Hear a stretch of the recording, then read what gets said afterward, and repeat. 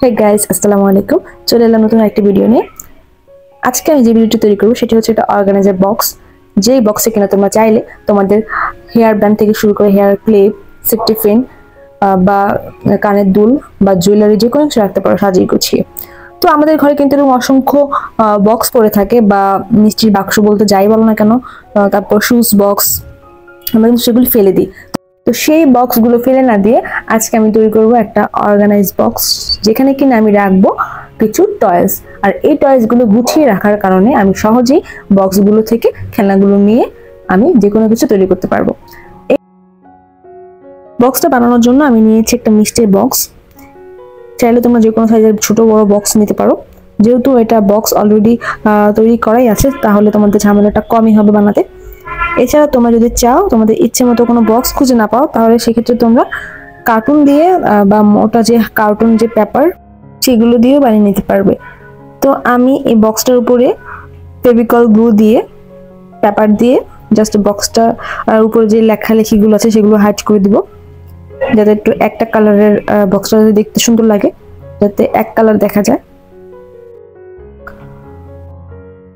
তো আমি একটু সময় নিয়ে গ্লু দিয়ে আস্তে আস্তে যেভাবে ভালো হয় ঠিক সেভাবে তোমরা দেখে বুঝে নাও। বক্সটাকে জাস্ট আমি একটা পেপার দিয়ে মানে মুড়ে দিচ্ছি। ঠিক একইভাবে আমি নিচে যে পার্টটা সেই পার্টটার মধ্যে গ্লু দিয়ে একটা পেপার দিয়ে জাস্ট আটকে নেব। তোমরা ভিডিও শুরুতে যে খেলনাগুলি দেখলে সেই খেলনাগুলো দিয়ে আসলে বাচ্চাদের মেধা বিকাশের জন্য খুব ভালো একটা খেলনা।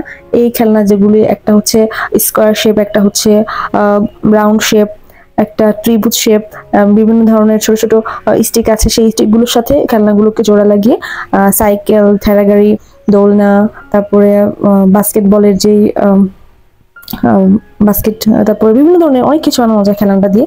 তো যখনই বাচ্চারা খেলনাটা খেলতে নেয়, মানে কোনটা রেখে কোনটা নিবে ওরা খুব মানে দিশেহারা হয়ে পড়ে। মানে এতগুলো খেলনা একসাথে ছড়ানো ছিটানো থাকে, খেলনাগুলো হারিয়ে যাওয়ার সম্ভাবনা থাকে। তাই আমি ভাবলাম যদি একটা বক্সে আমি খেলনাটা অর্গানাইজ করে রাখি, তাহলে তো বাচ্চাদের নিতেও সুবিধা হবে, রাখতেও সুবিধা হবে, আর ওরা যখন যেটা প্রয়োজন সেই খেলনাটা নিয়ে ওরা খেলনাটা বানাতে পারবে।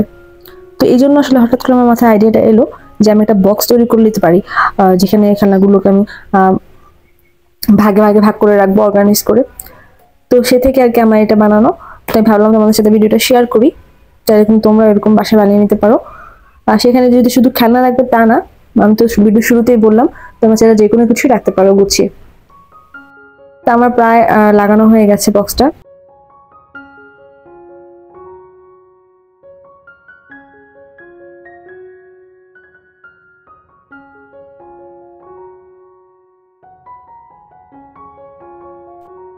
তো ভিতরে দেওয়ার জন্য আমি একটা শক্ত কাগজ, একটা বিস্কিটের কার্টুন ছিল, এটাকে আমি কেটে নিয়েছি।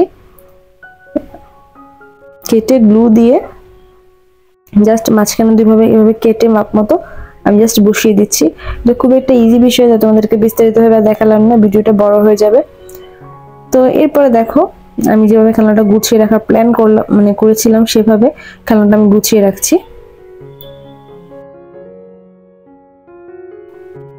এই তো আমার গোছানো হয়ে গেল। আমি এরকম একটা বক্সই চাচ্ছিলাম। তো বক্সটার উপর সাদামাটা লাগছিল। তো সাদামাটা বক্স যেহেতু বাচ্চাদের খেলনা, একটু কালারফুল না হলে কি হয়। তো কি করব ভেবে পাচ্ছিলাম না। ভাবলাম যে দেখি কিছু একটা করা যায় কিনা, একটু ডেকোরেশন করা যায় কিনা।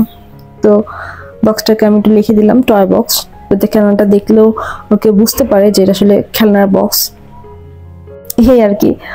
তো এবার একটা ছোট্ট কিউট একটা আমি মেয়াও আঁকলাম। তো এই মেয়াওটা আমি লাগিয়ে দিলাম, দেখতে কিন্তু এবার অনেকখানি সুন্দর লাগছে আগের থেকে। তো এই ছিল আজকে আমার একটা ফালতু ভিডিও। ফালতু বলো না কেন, যাই বলো না কেন, কমেন্টসে অবশ্যই জানিয়ে দিও আজকে ভিডিও দেখে তোমাদের কেমন লাগলো। যদি ভালো লেগে থাকে তাহলে আমার চ্যানেলটা সাবস্ক্রাইব করে বেল বাটনে ক্লিক করে দিও। তো আজকে এই পর্যন্তই। সবাই ভালো থাকবে, সুস্থ থাকবে। আল্লাহ হাফেজ।